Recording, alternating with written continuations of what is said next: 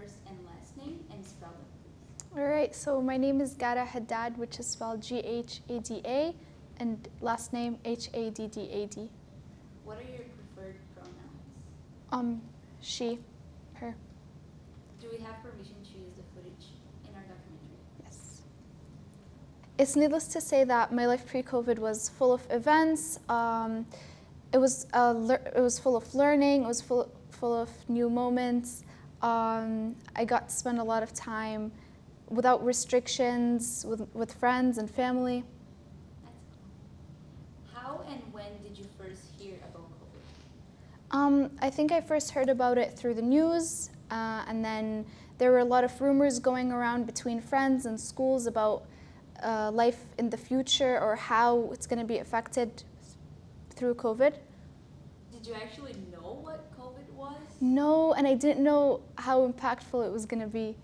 No, I didn't know what COVID was at the beginning. I didn't know what a large impact it would have on so many people's lives, schools, careers.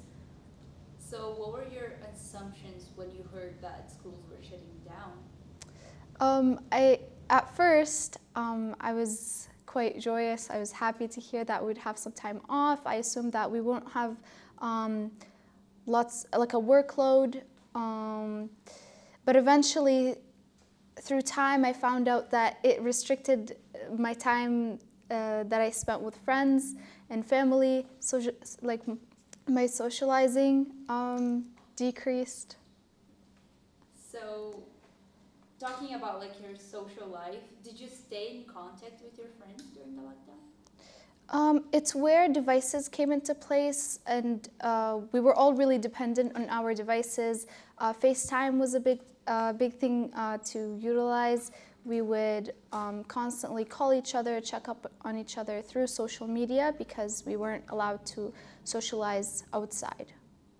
So it didn't really affect the relationships that you already had? I wouldn't say so. It might have, in fact, it might have played a role in bringing us closer because we didn't have time to spend together. So we tried to find other ways to bring us closer by finding solutions such as calling each other or doing games through technology and online stuff. How did COVID impact your social life? I would say my social life was impacted greatly in terms of not having the chance to talk to others or socialize anymore. It felt like something we couldn't do because it was unsafe. It felt like we couldn't talk to others as it would put us in a great risk. How would you say that you changed after COVID? Like after schools started opening again and all that? I would say I realized how important school and social life meant to me.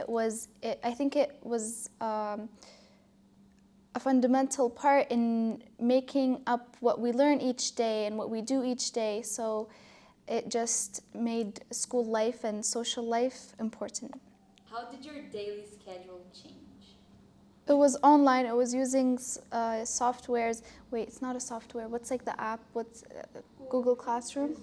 Meet? Okay, Google yeah. Meet, It was all through the platform like Google Classroom, Zoom. It was all through Google Meets. There was nothing in person.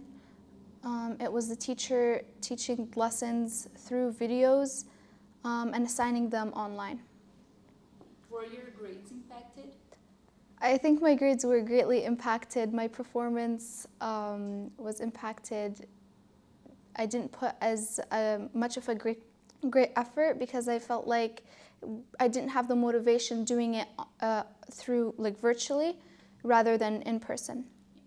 I think in-person learning is always going to be superior as it motivates not just me but lots of students to just get up every day and do the required work. I think it's a great way to actually learn because life is all about getting out there and putting yourself out there and learning through mistakes. So in person, it was like it kept changing a lot. It was like reduced to 2 periods only. It was sometimes reduced to 1 period, I believe, and then it gradually just increased. We'd have 3, then 4, which is what we now have. But yeah, they tried to reduce the amount of time, interaction time, to reduce the risk of getting COVID. Was there one of those that you just talked about that you actually like hated, like didn't like? I would say the 2-period schedule, because it's a long stretch, it's a long time. Things don't need to be taught through like 2 hours, 3 hours, but yeah. How do you think the teachers handled it? Well, I just want to start off by saying I greatly appreciate the teachers' efforts. They were all evident in showing that they wanted to still make us involved. They wanted us to still have a voice, still speak up and learn each day. So I think they truly tried their best in creating lots of interactive events, whether it was through online or assignments. But yeah. What did you do to cope with isolation and lockdown? I tried learning a lot of new things. I thought it was a great opportunity because I was at home and I had the technology for it to just learn hands-on, to stay in shape. So that's something I work towards. But yeah. So now, what are your thoughts on the restrictions finally being lifted? I think, well, I'm very grateful that the restrictions are finally lifted. Even though there's still today, COVID still exists, it is reduced to a much safer proportion. But now that the restrictions are lifted, I think we have a lot more freedom to interact with others, to improve on our physical and mental health. Do you think COVID will ever be over? That's a great question. I mean, I hope so. I do. I think we all hope that COVID comes to an end, but I don't know. Yeah. I believe that the government, teachers, students, and just people really tried their best to create effective solutions to reduce the risk of getting COVID and spreading it. So I believe that the decisions that were made were effective in bringing us here today. Whether it was through masks, I think they were a great way in reducing anything that could spread, or shutting down schools. That was also effective in decreasing interactions. Yeah, like it slowed down my learning. Okay, like I feel like I had difficulty, like I was constantly having a difficult time readjusting to loads of work and to readjust to doing a lot of work. I do think that eventually it'll be something forgotten, something in the history people will always talk about and mention how it impacted their lives and the world. It was a global thing, but I do think that it'll eventually people will stop talking about it. What lingering effects do you think COVID will leave in its wake? I think the lingering effects COVID will always leave behind is the deaths that it caused globally. Obviously, these people suffered. I did think it was going to play a major role in schools. Like, we didn't know whether we were going to continue coming in person. And I did think things were going to change, whether we're going to have to depend on technology to learn and adjust learning through our devices. But yeah. What are your hopes for the future? I hope that we could learn from what happened and make sure COVID or anything like that doesn't occur again.